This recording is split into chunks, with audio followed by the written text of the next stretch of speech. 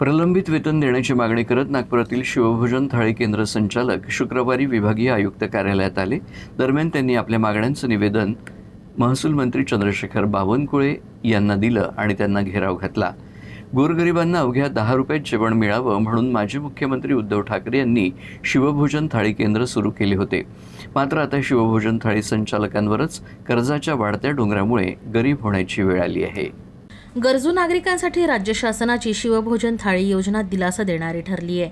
अवघ्या 10 रुपयात पोषक, स्वच्छ आणि भरपेट जेवण उपलब्ध करून देत ही योजना गरीब, गरजू विद्यार्थी आणि प्रवाशांना मोठा आधार देते. राज्यभरातील शिवभोजन केंद्रांमधून दररोज हजारो लोक या योजनेचा लाभ घेत आहेत. मात्र शिवभोजन थाळी केंद्र संचालक आर्थिक विवंचनेत अडकले आहेत. या संचालकांना गेल्या 10 महिन्यांपासून त्यांचे पैसे मिळाले नाही. यामुळे केंद्र चालवण्यासाठी संचालकांनी कर्ज काढलं. मात्र या कर्जाची परतफेड करण्यासाठी त्यांच्याकडे पैसे नाही. शिवाय केंद्राचे किरकोळ खर्च कसे करावे हा यक्ष प्रश्न त्यांच्यासमोर आहे. नागपूर शहरात सध्या 163 आणि ग्रामीण भागात 55 शिवभोजन थाळी केंद्र आहेत. तर आता कोणताही पर्याय नसल्याने हे केंद्र संचालक आपल्या मागण्यांचे निवेदन सादर करण्यासाठी विभागीय आयुक्त कार्यालयात पोहोचले होते. मी मागच्याच कॅबिनेटमध्ये माननीय मुख्यमंत्रीजी आणि छगन भुजबळजी यांच्याही चर्चा केली आहे.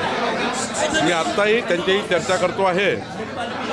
मागच्याही काळापासून शिवभोजन थाळीचे पैसे प्रलंबित आहे.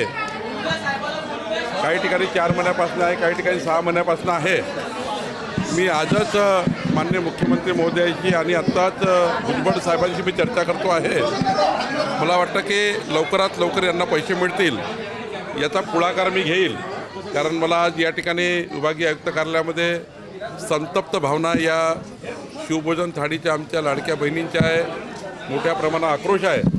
काही लोकांनी कर्ज काढलेलं आहे.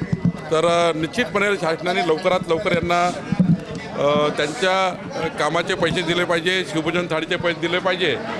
याकरता मी स्वतः फॉलोअप करतो.